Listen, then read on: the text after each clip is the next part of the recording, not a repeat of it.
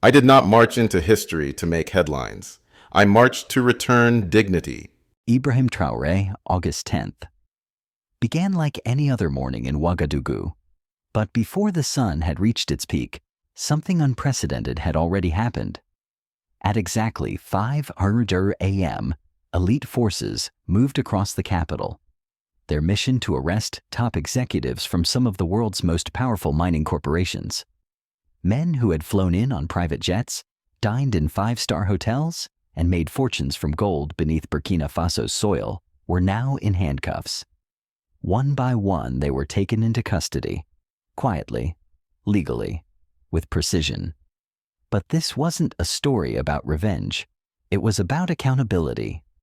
Months earlier, President Ibrahim Traoré had launched a confidential investigation into the nation's mining sector.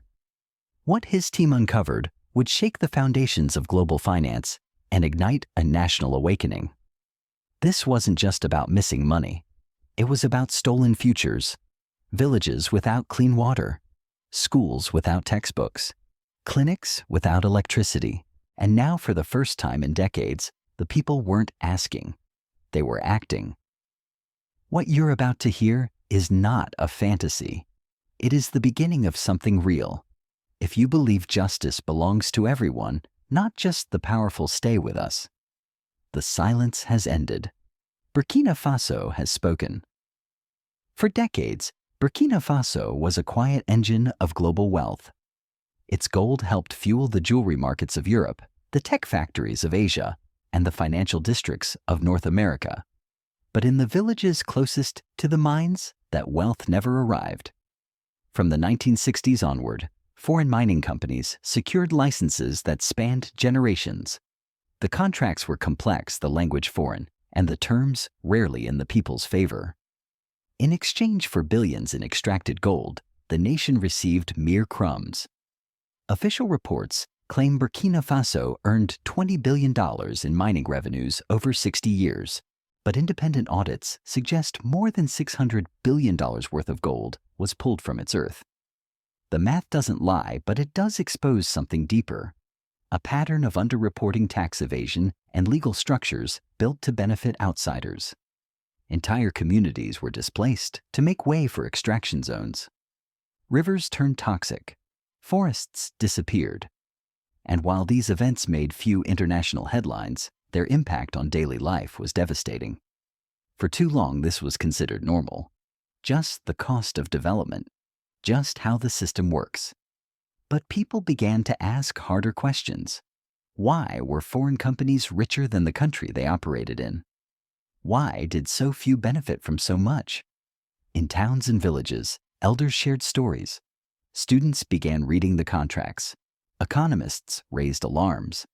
The silence, carefully preserved by distance, complexity, and fear, began to crack. And in that moment, a new kind of leadership emerged. One that didn't ask for sympathy, only sovereignty. President Ibrahim Traoré wasn't driven by ideology. He was driven by math, law, and memory. The numbers didn't add up, and the stories of suffering couldn't be ignored. So he did what few believed possible. He ordered a full forensic audit of every foreign mining operation in the country. Quietly, thoroughly, relentlessly. What came next would change the course of history, not just for Burkina Faso, but for a continent long told to wait. It began in silence. No press releases, no speeches, just files. Hundreds of them. President Ibrahim Traoré had quietly assembled a task force of forensic accountants, international legal advisors, and policy experts. Their assignment: audit every foreign mining contract signed in Burkina Faso since 1960. The team worked in secret, cross-referencing export records, satellite data, and financial disclosures. What they found confirmed what villagers had whispered for decades.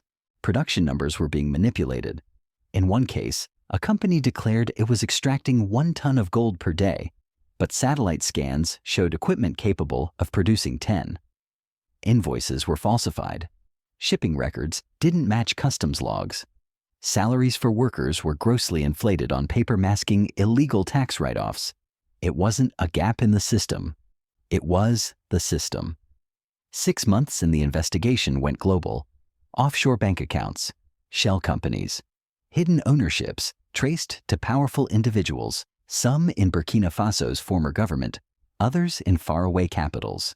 But Traoré didn't speak. He built a case. Then, on August 10th, the action began.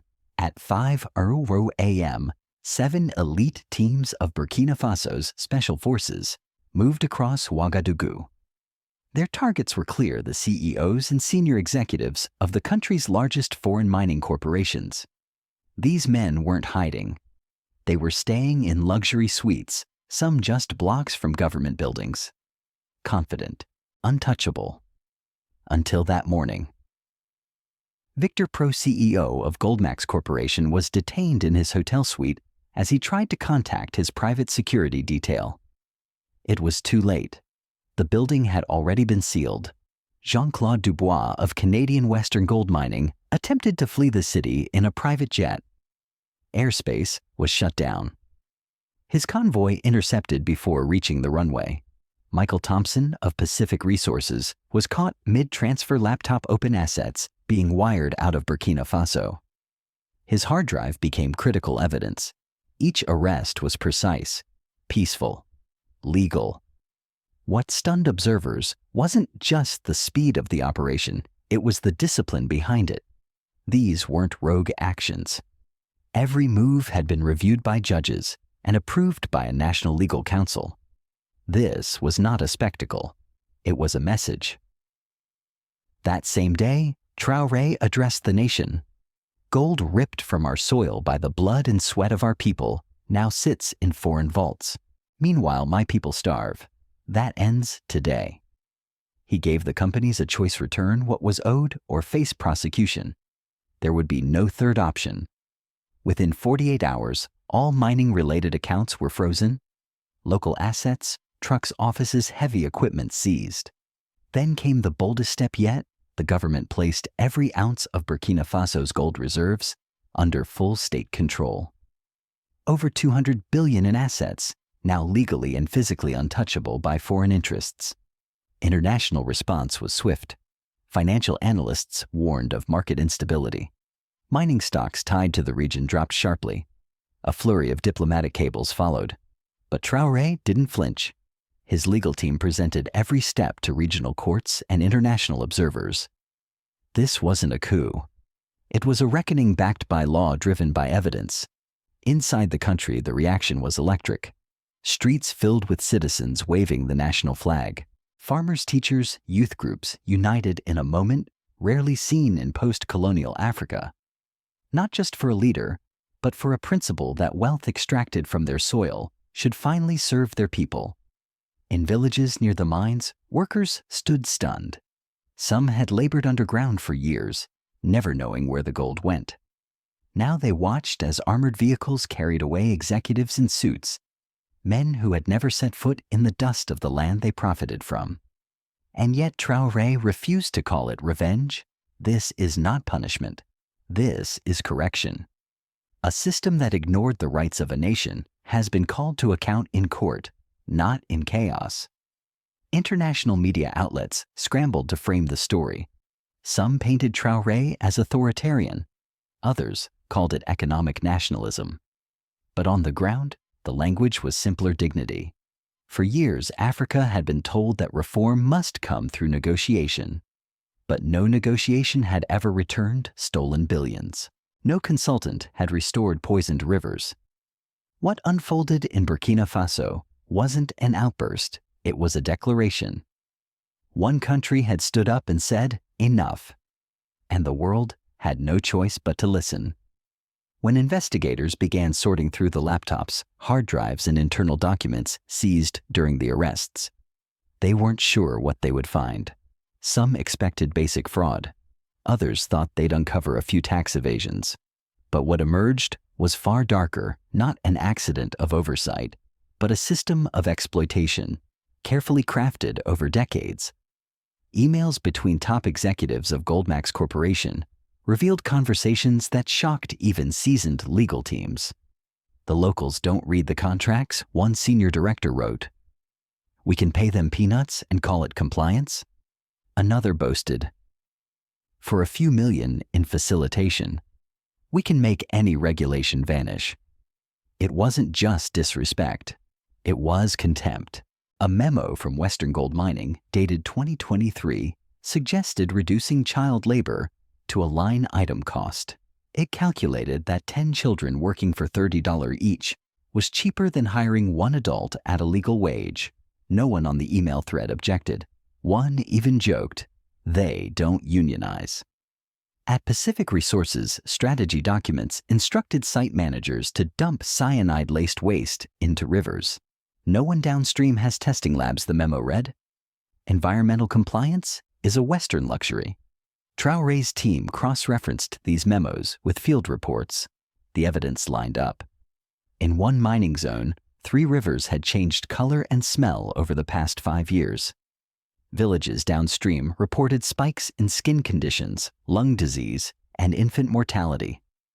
Local clinics, underfunded and overworked, had long suspected something was wrong. Now they had proof. There were bribes, tens of millions paid to mid-level officials to overlook inspections, extend licenses, or suppress community complaints. A payment of $60 million was traced to a former energy minister in exchange for slashing corporate tax rates from 30% to 13%. That single decision had cost Burkina Faso over $2 billion annually. But perhaps the most damning records came from internal executive chats. One thread from Goldmax's leadership described the people of Burkina Faso as primitive and easily placated. Another added, they'll dance for dollars. Just give them football and beer. These were not isolated comments. They were company culture. When these records were read aloud during a press briefing, carefully factually without dramatization, the country stood still. People didn't yell. They listened. And then they wept.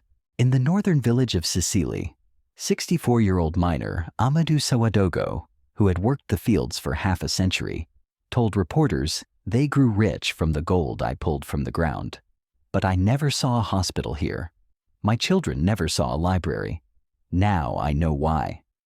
The investigation also exposed how profits were hidden. Goldmax had used a Canadian shell company to mask earnings, declaring losses in Burkina Faso while reporting gains offshore. Western Gold created fake invoices selling $70,000 gold bars on paper for $20,000 to sister companies in Dubai, then funneling the rest into tax havens. Pacific Resources, meanwhile, manipulated payroll data by inflating miners' salaries on paper to write off larger expenses, while workers earned less than $3 a day. One company even deducted luxury consulting services as operational costs, including yacht rentals, golf retreats, and executive spa packages billed to their Burkina Faso operations. For Traoré, the findings weren't just technical violations. They were a betrayal of trust. These were not errors, he said at a national address. These were choices to exploit, to deceive, and to dismiss an entire people as disposable. The government submitted the evidence to regional courts and to the International Criminal Court. For the first time in modern history, corporate executives were charged not just with economic crimes, but with crimes against humanity. Forced displacement, environmental destruction, and the knowing endangerment of children. At trial, testimonies from victims deepened the weight of the evidence. A woman named Miriam recounted how her entire village was relocated to make way for a mine. They told us it was progress, she said, but they left no homes, just a letter. My grandfather's grave was bulldozed. A boy named Musa, now 16, shared that he began working in a mine at age 8. I carried rocks bigger than my body. We had no helmets. I still can't breathe properly, he said. Medical scans showed severe lung damage. As images of poisoned rivers and displaced families were displayed in court, the mood shifted. What had begun as a corruption case became something deeper, a confrontation with a worldview that had normalized imbalance. And yet, through all the heartbreak, something else emerged: clarity. No one could now say, we didn't know. The mask had been lifted. The paper trail was real.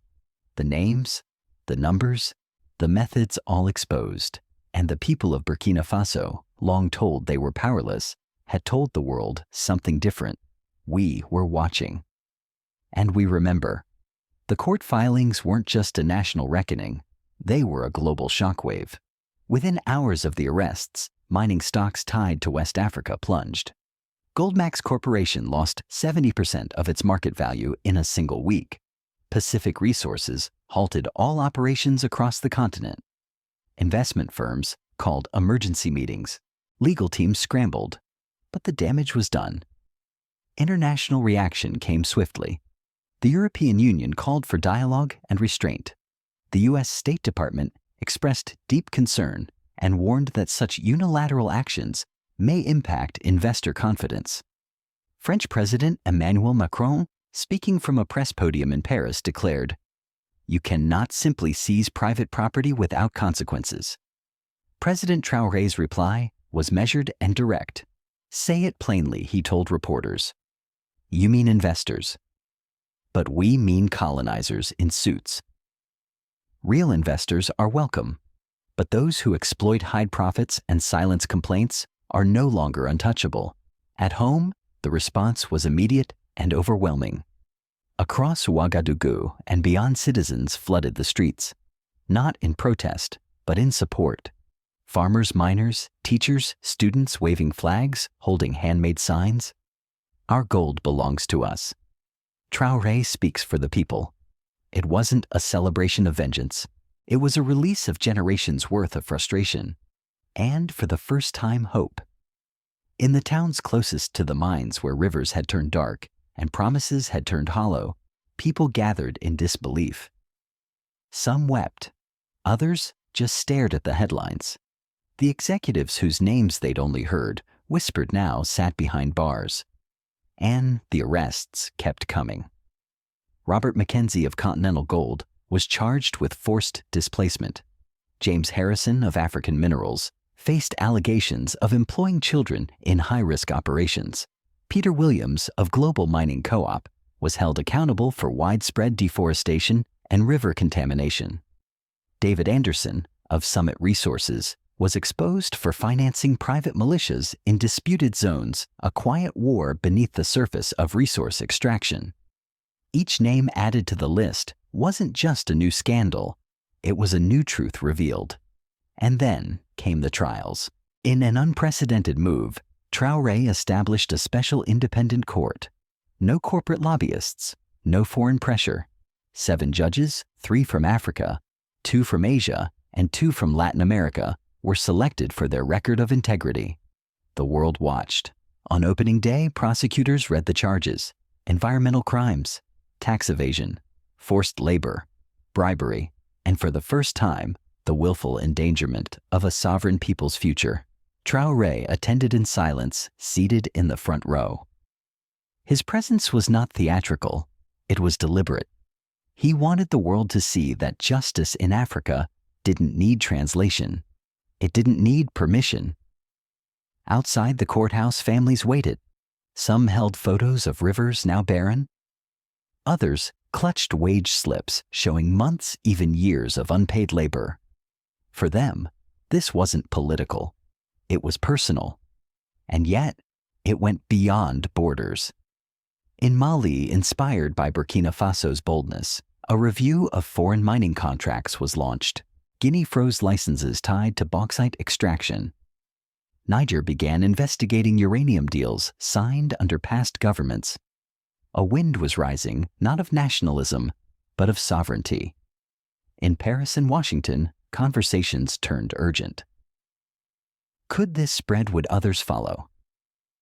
What would it mean if African nations began writing their own rules, not just in theory, but in courts with consequences? The response in some circles was alarm, but among many, especially those who had watched Africa's wealth drain away for generations, the reaction was something else: respect. In an op-ed in The Guardian, one African economist wrote, "This is not about anti-Western sentiment. It's about rebalancing a system that has long been imbalanced, legally, economically, and morally." Traoré made no apology for the firm stance. Justice without enforcement is just performance, he said. For too long we've negotiated with our eyes closed. Now we're reading every line. For the mining executives once surrounded by privilege, private jets, global forums, diplomatic access, the reality had shifted. They now faced prison uniforms, court hearings, and for the first time limits. Their world had not prepared them for this. And perhaps that was the point. What unfolded in Burkina Faso wasn't just a bold act of national will, it was a strategic redefinition of power. A land long told to follow began to lead. And it did so, not with slogans, but with structure. President Traoré's decision to confront multinational mining corporations wasn't about isolation. It was about realignment of contracts, of expectations, of consequences. By asserting state control over Burkina Faso's gold reserves, he made clear the days of development partnerships that leave the people poor were over. But what followed proved that this wasn't a one-time gesture. Just weeks after the court proceedings began, the government announced the creation of the Burkina Faso National Mining Company, a fully state-owned enterprise tasked with managing the country's gold sector. It wasn't just about extracting wealth. It was about transforming it into public good. The model was simple but radical. 50% of all gold revenue would go directly into public infrastructure, schools, hospitals, clean water systems. Worker salaries were raised to international safety standards. Child labor was outlawed with strict penalties. Environmental audits became mandatory before any extraction license could be granted or renewed. This was no longer a question of ideology. It was infrastructure governance and dignity grounded in law. And the results came quickly. Within 1 year, national income from gold tripled. Over 200 new schools were built. Teacher salaries increased. Clinics received solar panels and modern equipment. Rural villages, once off the grid, gained electricity for the first time. More importantly, a generation of young people saw that reform wasn't a myth, it was measurable. Burkina Faso also launched technical universities in mining regions, offering full scholarships to students in geology, metallurgy, and engineering. The goal developed a new class of African experts who could manage their own resources without foreign dependency. In every region, the message was the same. The age of extraction without responsibility is over. The age of stewardship has begun. Other nations were watching. Mali and Guinea initiated audits of their own mining contracts. Senegal began renegotiating offshore oil agreements. Even countries outside of Africa, from Bolivia to the Philippines, cited Burkina Faso's model as a case study in resource sovereignty. This wasn't just a national shift. It was a global inflection point. What made it so powerful wasn't just the symbolism. It was the strategy behind it. Traoré didn't close the door to investment. He changed the terms. Foreign companies were invited to return, but under new laws, transparent accounting, fair tax rates, local labor guarantees, environmental protections, independent arbitration mechanisms. Those who agreed were welcomed. Those who resisted were replaced. In time, new partners emerged from Brazil, India, Malaysia countries willing to work on equal terms. They saw not chaos, but clarity. And with each successful agreement, the myth unraveled the myth that Africa needs to accept exploitation to survive. For decades, that narrative had shaped foreign policy, corporate strategy, even education. Traoré's government rewrote that narrative with legislation enforcement and delivery. Not perfect, but accountable. Not improvised, but intentional. And it's that intentionality that resonated far beyond the courtroom. In villages, elders said they felt seen for the first time. In schools, children learned that the gold beneath their feet built the textbooks in their hands. In boardrooms across Africa, government officials began rereading contracts once thought untouchable. Even in the West, a quiet reckoning began. Academics, journalists, and retired diplomats began asking hard questions. Why were these exploitative contracts approved? Why did regulators look the other way? Why did accountability require a revolution? But Traoré never framed it as revenge. His message remained consistent. We don't seek enemies. We seek fairness. We welcome all nations who come with respect, but we will no longer trade away our future in exchange for fear. And he meant it. His government passed whistleblower protection laws, created national resource dashboards accessible to the public, introduced rotating community oversight boards for mining zones. These weren't cosmetic reforms, they were the architecture of sovereignty. The cost was real threats, media distortion, diplomatic pressure. But the gains were undeniable. Burkina Faso didn't just challenge the mining industry. It challenged the assumption that African nations can't lead their own development, that their role is to wait to comply, to adapt. That assumption is no longer safe, because once a nation proves it can own its wealth and distribute it with equity, the world must recalibrate. That recalibration is still unfolding. But its origin is no mystery. It began with a leader who refused to ask for permission and a people who knew finally what accountability could look like. You don't have to be from Burkina Faso to understand this story. If you've ever marched for civil rights, questioned the wars that never made sense, or wondered why certain communities are always left behind, then you already know the feeling. It's not just about geography, it's about justice. What happened in Ouagadougou is not the end of a fight. It's the beginning of a lesson, one written not in theory, but in action. One that says dignity is not granted by treaties. It's claimed by truth, protected by law, and lived by people who refuse to be silent. To those watching from afar in Detroit, in Delhi, in Dakar, this is your moment too. Because what's rising across Africa is not just resistance, it's responsibility, it's vision. It's a new kind of leadership, one that doesn't ask for pity, but demands partnership. Ask yourself, who controls the wealth under your feet? Who speaks for the workers in your mines, your farms, your factories? Who profits when silence becomes policy? If this story moved, you don't let it disappear into a scroll. Share it, talk about it, teach it. Because justice doesn't echo through history by chance. It does so when people remember what it sounds like.